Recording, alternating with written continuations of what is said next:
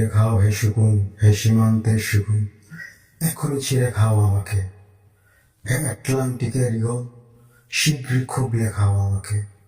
হে বৈকাল হ্রদের বাজ, আছড়ে কামড়ে ছিন্ন ভিন্ন করো আমাকে।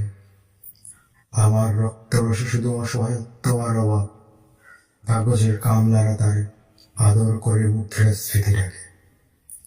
ঋণের চাপে নীল হয়ে যাচ্ছে আমার অনুভব চক্রিকা, সংসার চালাতে অন্তরে হয় ইন্টারনাল ব্লিডিং।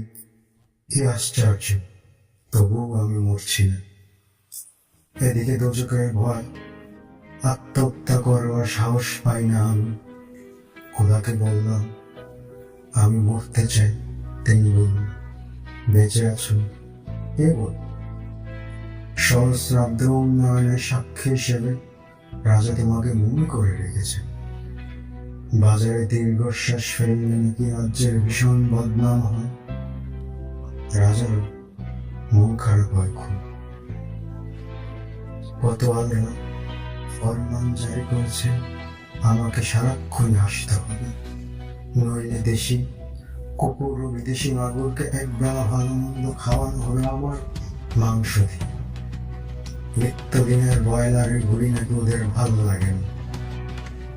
অথবা আমাকে ভাগে দিয়ে বেচা হবে। মানুষের তো মানুষ খাওয়ার স্বাদ হতে পারে, তাই না? ভাগ্যিস তা বিদেশি সুপার শপে বিক্রি হবে না। দেশি মানুষেরই তো হক বেশি আমাকে খাওয়া। এই দোজকে যখন নিয়তি, তখন আমি উদাম হয়ে ডাকছি দুনিয়ার শ্রেষ্ঠ মাংসাশী বিভক্তদের।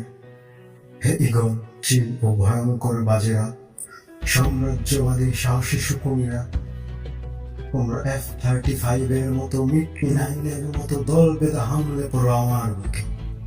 আমার রান থান চক্ষু পরিজা আজ সব তোমাদের গণিমতের মা।